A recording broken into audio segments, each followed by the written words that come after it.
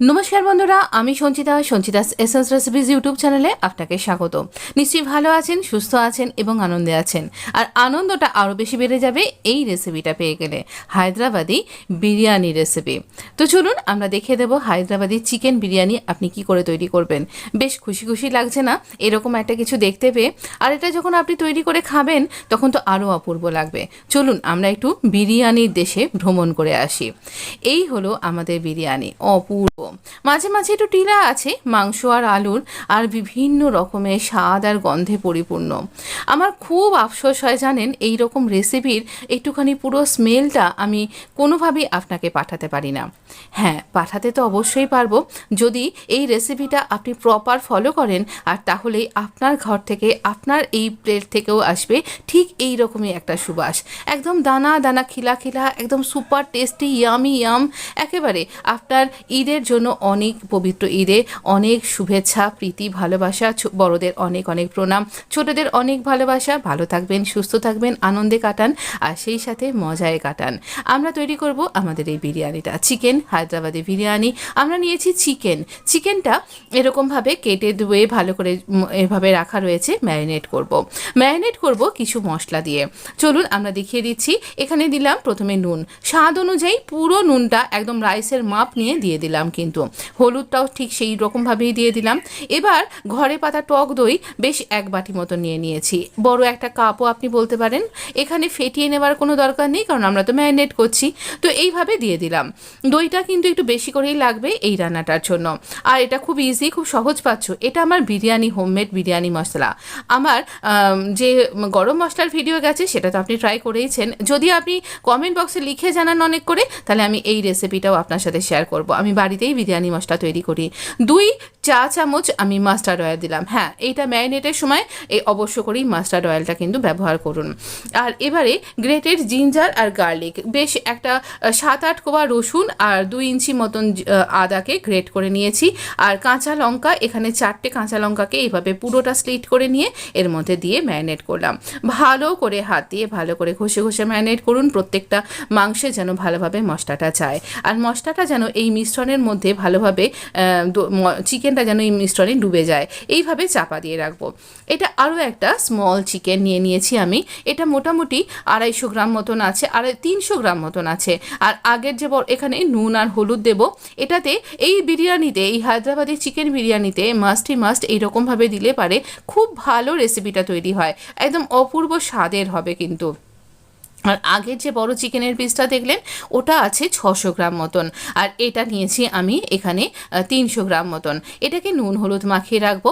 এবার দুটো চিকেনকেই আমরা এরকমভাবে 1 ঘন্টা রেস্টে রেখে দেবো। ব্যাস, আপনার রান্না এখানেই অর্ধেক রেডি হয়ে গেল কিন্তু। এবার আমরা নেব চালটাকেও কিন্তু আমরা ভিজিয়ে রাখবো ওরকমই 1 ঘন্টা, মিনিমাম আধ ঘন্টা ভেজাতেই হবে বলে দিলাম। 1 ঘন্টা ভেজালে ভালো রেজাল্ট পাবেন। ভালো করে ধুয়ে 1 গ্লাস জল দিয়ে আমরা ভিজিয়ে নেব বাসমতি চালটা। এবার আমরা প্রসেসিংয়ে আসি। এবার কড়াইটা ভালো করে তাতিয়ে নিয়েছি। হ্যাঁ, আপনি অবশ্যই ঘি দিয়ে রান্না করুন। আমার তো জানেনই আমি ঘি খাই না, তাই জন্য আমি রাইস ব্রান অয়েল ব্যবহার করছি। আপনি ঘি বা তেল দুটো একসাথে মিশিয়েও করতে পারেন। এই সমস্ত গরম মশলাগুলো আমি এখানে ব্যবহার করছি। গোলমরিচটা অবশ্যই ব্যবহার করবেন।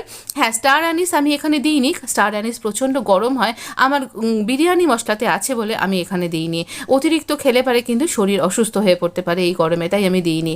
এখানে পটেটো ব্যবহার করলাম। এখানে এই রান্নাটায় কিন্তু আরেকটু ছোট করে, এই বিরিয়ানিটাতে আরেকটু ছোট করে আলু ব্যবহার করা হয়। আমি একদম ছোট সাইজের যে আলু তাকে অর্ধেক করে ব্যবহার করেছি।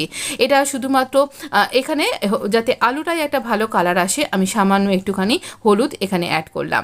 আলুর জন্য এই হলুদটা দরকার, তাহলে একটা ভালো কালার আসবে। আপনি লঙ্কার গুঁড়ো যদি খান তাহলে আপনি লঙ্কার গুঁড়ো ব্যবহার করতে পারেন, আমি খাই না। তো এবার ভালো করে আমরা ভেজে নেব। ভেজে নেবার পরে এখানে দিয়ে দেব এখানে একটা বড় সাইজের পেঁয়াজকে একটু মোটা মোটা স্লাইস করে। এইভাবে পেঁয়াজটাকেও আমরা ভাজবো। এখানে বেরেস্তা করবার কিন্তু কোনো রকম দরকার নেই। এখানে এইরকমভাবেই আমরা ভালো করে পেঁয়াজ আর আলুকে ভেজে নেব। আলুটা প্রায় 80% রান্না হয়ে যাবে এই ভাজাতে, আর পেঁয়াজটাও কিন্তু বেশ ভালোভাবে ভাজা হয়ে যাবে। ভালোভাবে ভাজা মানে যে খুব যে দেখুন নরম হয়ে গেছে, কালারটা চেঞ্জ করে দিয়েছে এই পর্যন্ত। এবারে আমরা দিয়ে দিলাম এই ছোট চিকেনটা, স্মল কাট করে রাখা চিকেন, মোটামুটি 1 কর সমান এরকমভাবে কাট করিয়ে নেওয়া। এতে না অপূর্ব স্বাদ হয়। আর হায়দ্রাবাদি চিকেন বিরিয়ানিতে কিন্তু এই অবশ্য করে এই চিকেনটা পরেই অবশ্যই কিন্তু দিতে ভুলবেন না। আর আপনি নিজেই খেয়ে বুঝবেন যে ভীষণ অপূর্ব স্বাদের হবে এর জন্য। তো এইভাবে আমরা এইটা কিন্তু বোনলেস চিকেন, এখানে বোনলেস চিকেন দিন, নাহলে বোনলেস চিকেন থেকে বা অন্য চিকেন থেকে একটু একটু ছোটো করে মাংস কেটে নিয়েও কিন্তু দিতে পারেন। এইভাবে এই যখন চিকেনটা যখন কালারটা পুরো চেঞ্জ করে দিয়েছে, আমরা ম্যারিনেট করে রাখা এই চিকেনটা দিয়ে দেবো। এই চিকেনটা দিয়ে দেওয়ার পর ভালো করে আমরা মিডিয়াম টু হাই এরকম ফ্লেমে বা পুরোটাই হাই ফ্লেমে আমরা রান্না করব। চিকেনটাকে ভালো করে কষিয়ে নিতে হবে। পুরো মশলাটা বাটি থেকে চেঁচে নিয়ে দিয়ে দেবেন, কারণ দই আর মশলাতেই কিন্তু রান্নাটা তৈরি হবে। আর এটা কিন্তু দরকার, ওই মশলাটা কিন্তু ধুয়ে ফেলে দেবেন না। এইভাবে আমরা মশলাটা দিয়ে খুব ভালো করে হাই ফ্লেমে আমরা কষাতে থাকবো। এইভাবে কষাতে কষাতে দেখবেন চিকেনের কালারটা বেশ চেঞ্জ হয়ে যাচ্ছে। এই রকম সময় আঁচটাকে মিডিয়াম করে দিন আর একটু চাপা দিয়ে এটা হতে দিন। দেখুন চিকেন থেকে জল বেরোতেও শুরু করে দিয়েছে। এই অবস্থায় চাপা দিয়ে আমরা একটু হতে দেবো। এটা হতে দেবো 5 থেকে ঠিক 7 মিনিট মিডিয়াম আছে। দেখুন আমাদের জলটা বেশ খানিকটা কমে গেছে আর এখানে আমাদের চিকেন এবং আলু প্রায় সেদ্ধ হয়ে গেছে। যখন এটা সেদ্ধ হয়ে গেল তখন আমরা দিয়ে দেবো চালটা। যতটা জল আছে থাক, আমরা কিন্তু আর এটাকে কমাবো না, তাহলে আমাদের চিকেন আর আলু খুব বেশি গলে যাবে। আমরা এখানে রাইসটা অ্যাড করে দেবো। দেখছেন রাইসটার কীরকম কালার চেঞ্জ হয়ে গেছে, কতটা ফুলে গেছে, এরকমটাই কিন্তু হওয়াটা দরকার। এবার রাইসটাকে চারদিকে বিছিয়ে দিন। এখানে জলের মাপটা আমি ঠিক বলতে পারছি না, এই কারণেই কারণ চিকেন সবসময় একরকমভাবে জলটা বার করে না। তাই জন্য আমি একটা টিপস আপনাকে বলবো যে এখানে 1 গ্লাস জল দিয়েছিলাম, আরও জল দিচ্ছি যতটাতে না আমার এই চিকেন এবং এইরকমভাবে চালগুলো ডুবে যাচ্ছে। অতিরিক্ত কিন্তু জল দেবেন না, একটু একটু জেগে থাকবে আর একটু একটু ডুবে থাকবে, এইরকম পর্যন্ত ডুবে থাকবে। এই অবস্থায় আমরা এখানে রোজ ওয়াটার দিচ্ছি 1 চিপি, মানে 1 টেবিল স্পুন। আর আমরা দেবো কেওড়া ওয়াটার।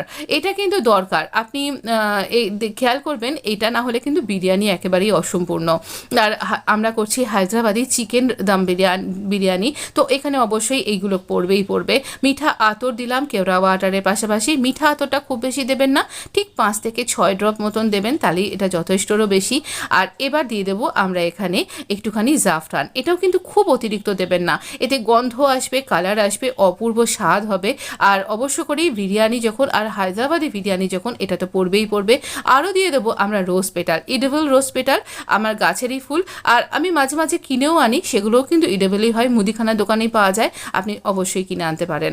এবার এটা কম, মানে একটু মিডিয়াম ফ্লেম করে আমরা এটাকে বসিয়ে রাখবো এরকমভাবে। 10 মিনিট পরে আমরা এটা দেখে আবারও কিন্তু 5 মিনিট রেস্টে দেবো।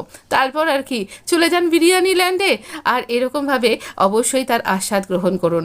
এটা অপূর্ব স্বাদ আর গন্ধ গোটা এটা কি দিয়েছি, এটা না রোজ পেটালের সাথে আমার পেস্তা পড়ে গেছিলো, এতে অপূর্ব স্বাদ হয়। আপনি ইচ্ছা করলে কিন্তু পেস্তাও এর সাথে দিতে পারেন, বা আপনার পছন্দ মতন ড্রাই ফ্রুটসও কিন্তু দিতে পারেন। তো ড্রাই ফ্রুটস দিয়ে বিরিয়ানি কী করে তৈরি করা হয় তার রেসিপি কিন্তু আছে আমার চ্যানেলে, একবার দেখতে পারেন। আর আমার চ্যানেলে আরও অনেক রকমের রেসিপি আছে, রাইস রেসিপি, বিরিয়ানি রেসিপি, অবশ্যই ট্রাই করতে পারেন। কিন্তু আপাতত আজকে এটা এনজয় করুন, ভীষণ সুন্দর, ভীষণ ইয়ামি। আমি এডিট করছি যখন, তখন আমার খালি মনে হচ্ছে এটা শেষ হয়ে গেছে, এটা আমার খাওয়া হয়ে গেছে, আবারও করতে হবে, এরকমটাই আমার ফিল হচ্ছে। অবশ্য করেই ট্রাই করতে পারেন। আর যদি ভিডিওটা ভালো লেগে থাকে, নিয়মিত ভিডিও আমি কিন্তু রোজ দিই, আপনার সাথে রোজই কানেক্ট থাকি, রোজই প্রায় শর্ট ভিডিও দিয়ে থাকি, তাই অবশ্য করে চ্যানেলটা দরকার আপনার নিশ্চয়ই, তাহলে পারে অবশ্য করে চ্যানেলটাকে সাবস্ক্রাইব করে নোটিফিকেশান অন করে দিন। একটু পেঁয়াজ তো লাগবেই বলুন। আপনি এছাড়াও অন্য কিছু স্যালাড হিসাবে নিতে পারেন, স্যালাড দিয়ে দিলাম, রায়তা তো লাগবেই, রায়তা, বা আপনি ফিরনির সাথেও এটা ট্রাই করতে পারেন। আর কি এনজয় করতে থাকুন। হ্যাপি ঈদ বন্ধু, আর খুব ভালো থাকুন, অবশ্য করে কানেক্ট থাকুন। আপনাকে অসংখ্য ধন্যবাদ, দেখা হবে নেক্সট এপিসোডে।